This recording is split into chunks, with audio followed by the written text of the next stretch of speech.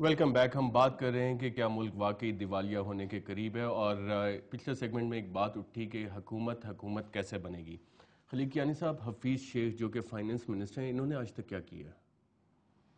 دیکھیں، جو ان کا ہمارے پاس اویلیبل ریکارڈ ہے وہ ہے پرائیویٹائزیشن، اور اس میں دو بڑی مثالیں ہیں. اس میں سے جو پی ٹی سی ایل کی بڑی کامیاب مثال دی جاتی تھی، اس کا $850 ملین، آلموسٹ آپ کہہ لیں کہ 85 بلین روپیز وہ آؤٹ اسٹینڈنگ ہے ابھی تک. وہ ابھی تک نہیں ہوئے، اور میرا خیال ہے شاید ایک وجہ کہ وہ ابھی تک پبلک اپیئرنسز زیادہ نہیں دے رہے، اس کی ایک وجہ شاید یہ بھی ہے کہ وہ کیوں نہیں دے رہے. جو ہماری کمٹمنٹس تھیں ہم نے پوری کی ہیں یا نہیں، اور اگر کسی فارن بائر کی وجہ سے پرابلم ہو رہے ہیں تو وہ اس کو فیس کیوں نہیں کر رہے. دوسری طرف جو کئی ایسی، وہ بھی ایک بڑی کامیاب مثال دی جاتی تھی کہ جی یہ ایک ٹرانزیکشن ہے جس میں ہر سال ہم منی انجیکشن کرتے ہیں اور اس کے باوجود یہ لاس میکنگ ہے اور لوگوں کے اوپر برڈن بڑھتا جا رہا ہے. اس پرائیویٹائزیشن کے بعد اس میں ہم تقریباً 50 ارب روپے مزید پرائیویٹ سیکٹر میں ہونے کے باوجود ہم انجیکٹ کر چکے ہیں، اور ان کے جو لاسز ہیں وہ ابھی بھی ادھر ہی ہیں. تو حفیظ شیخ صاحب کو دوبارہ کیوں لے کے آئی حکومت؟ میرا خیال ہے کہ سب سے بڑی وجہ یہ تھی کہ اس وقت جو گورنمنٹ ہے ان کے پاس اپنا اکانومسٹ کوئی تھا ہی نہیں، یا جو یہ بھی ایک دیوالیہ پن ہے شاید، یہ ایک پارٹی کا دوسری طرح کا دیوالیہ پن ہے. ہمایوں گور صاحب، حفیظ شیخ صاحب نے یہ پرائم منسٹر کو جو بریفنگ دی، یہ کیوں کی انہوں نے؟ دیکھیں، میں یہ بھی کلیریفائی کر دوں کہ پی ٹی سی ایل جب پرائیویٹائز ہوئی تھی تو اس کو اتصالات، مطلب یہ یو اے ای والوں نے خریدا تھا، بہت اوور پرائز کر کے انہوں نے قیمت ڈال دی تھی کہ کسی اور کو نہ ملے. جب مل گیا تو یہ بھاگے، یہ یاد رکھیں. پھر ان کے امیروں نے اور ان کے جو رولرز ہیں انہوں نے ہماری حکومت کے ساتھ بات کی، درلے کیے تو کم پہ کیا گیا. وہ ڈیل انہوں نے خراب کی تھی. اسی طرح کے سے جب بکایا، سب سے پہلے ایک سعودی کمپنی تھی قندوز الوطن، میرے خیال میں اس کا نام تھا، انہوں نے خریدا ہے اور پھر مکر گئے. چلیں ہمایوں گور صاحب، وہ تو برادرلی مسلم ممالک ہیں ہمارے، ان کے ساتھ ایسی ہمیشہ ہم ہمارا منہ کالا ہو جائے گا، کرتے رہتے ہیں بات چیت. حفیظ شیخ صاحب نے یہ کیا کیوں؟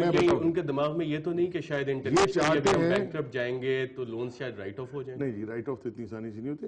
انہوں نے اس لیے میرا خیال ہے کیا ہے کہ اس وقت ہم اپنا اگر زاویہ بھی ٹھیک کر لیں تو 3 مہینے کے بعد ہم دکھا سکیں گے کہ ہم صحیح پٹڑی پہ چڑھ گئے ہیں، تو آپ مہربانی سے ہمارا بیل آؤٹ کریں.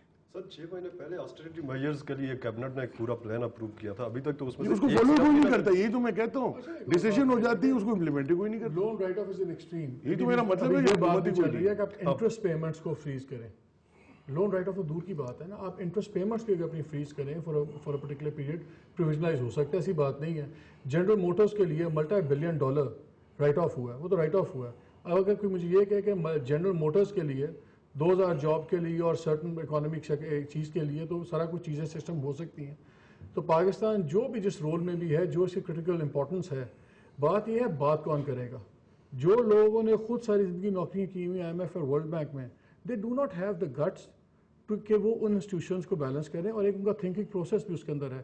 آپ کو بھی چاہیے آؤٹ آف باکس تھنکنگ تھوڑی سی، اور تھوڑی سی ذرا حوصلے والی bold decisions.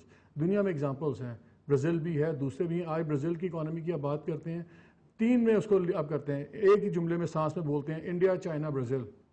Brazil has gone through this. بات یہ ہے کہ ہاں، اگر آپ نے کوئی انٹرسٹ فریز کروا کے اور صرف مرسیڈیزیں لینی ہے یا اس پیسے کو ضائع کرنا ہے، اور چیز ہے. لیکن اگر آپ کے پاس سیریس سنسیریٹی آف پرپس ہے، سیریس گیم پلان ہے، روڈ میپ ہے، تو پھر یقین کریں آپ یہ چیزیں کر بھی سکتے ہیں. And you will. ہمایوں گور صاحب، کیا ہم اگلا برازیل بن سکتے ہیں؟ بننے کو اس سے بھی بہتر بن سکتے ہیں جی، ہم تو چائنا بھی بن سکتے ہیں. مگر بات یہ کہ یہ بات نہیں ہے جی کہ IMF میں نوکری کی یا فلانی جگہ نوکری کی، کہاں کی نوکری اچھی ہے.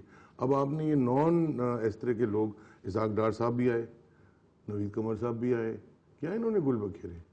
اسحاق ڈار صاحب نے تو ایک سٹیٹمنٹ سے بٹا دیا تھا. تو یہ اب یہ پاپولسٹ باتیں کرنے کا وقت چلا گیا. یہ IMF ہے، حکومت کیسے بنے گی سر؟ جب اوپر سے ڈائریکشن آتی ہے، آپ کی ایک ٹیم ہے، ٹیم کا ایک کپتان ہوتا ہے. جب تک کپتان کو یہ نہیں پتا کہ میں نے ٹاس جیت کے بیٹنگ کرنے اللہ میاں تو ڈائریکشن دینے سے نہیں رہے نا، کون دے گا ڈائریکشن؟ جو آپ نے اس کو الیکٹ کیا ہے، آپ نے اس ٹیم کو الیکٹ کیا ہے. اب آپ سے مطلب عوام کو کہنا چاہیے بھی اپنا کام کرو یار، ہم تمہیں کام کے لیے بٹھایا ہے. مائل صاحب کام نہیں کر رہی ٹیم، ڈائریکشن دو، کچھ کرو. میں تو جو ہم بریک میں بات کر رہے تھے، میرا تو خیال یہ ہے کہ کچھ کلیدی عہدے ہوتے ہیں جن پہ ڈیفینیٹلی پولیٹیکل لوگوں کو ہونا چاہیے ایک پولیٹیکل ڈسپنسیشن کے اندر. کوئی یہ کہے کہ آپ کے پاس اکانومسٹ نہیں تھے تو آپ کی بات ہے. اور میرا جب میں بات کرتا ہوں, جو ہماری صاحب نے بات کی, میں جب بات کرتا ہوں نا کہ کوئی کسی نے اگر IMF میں نوکری کی ہے یا کسی نے ورلڈ میں, اس کا مطلب یہ نہیں تھا کہ وہ کوئی ایجنٹ ہوتے ہیں, یہ بات نہیں ہوتی. آپ کا ایک تھنکنگ پروسیس ہوتا ہے, ایک خاص طریقے سے آپ کی سوچ بن جاتی ہے. جس طرح آپ جرنلسٹ ہیں, ایک اکانومسٹ ہے, ایک فوجی ہے, ایک فوجی کا ایک سٹائل آپ کہتے ہیں یا تو فوجیوں والی آپ نے بات کی ہے, وہ کیوں ہوتی ہے؟ ایک انسٹیٹیوشنل آپ کا ایک سرجیکل لاجیکل فریم ورک بن جاتا ہے. That is what I am talking about. ہمیں جیسا لاجیکل فریم ورک چاہیے وہ سسٹمز کو تھوڑا سا تروڑ مروڑ کے آگے نکالنے والا ہے. جو انسٹیٹیوشنل لوگ ہوتے ہیں وہ انہی پیرامیٹرز میں کام کرنے کے عادی ہوتے ہیں. اس کا مطلب یہ نہیں ہوتا, یہ مطلب نہیں ہوتا کہ بدیت لوگ ہیں یا وہ نہیں ہے. It's their way of thinking. اور اس کی یہ بھی بات صحیح ہے کہ پولیٹیکل اکانومسٹ چاہیے جو ہیومن فیکٹر کو لیتا ہے, ہیومن کنڈیشن کو بہت لیتا ضروری ہے وہ.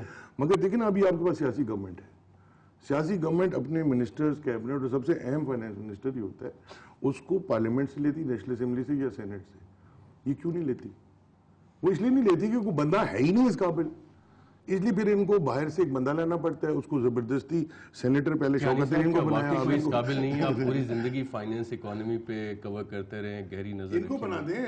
دیکھیں جی, اگر ان کے پاس یہ ویژن کی بات ہے, اگر پرائم منسٹر اور پریزیڈنٹ کے راڈار اسکرین پہ اکانومی ہو اور لوگوں کے مسائل ہوں تو ان کو بھی بندے مل جائیں گے. اتنے بے حساب لوگ ہیں, ان کے پاس بندوں کی کمی نہیں ہونی چاہیے.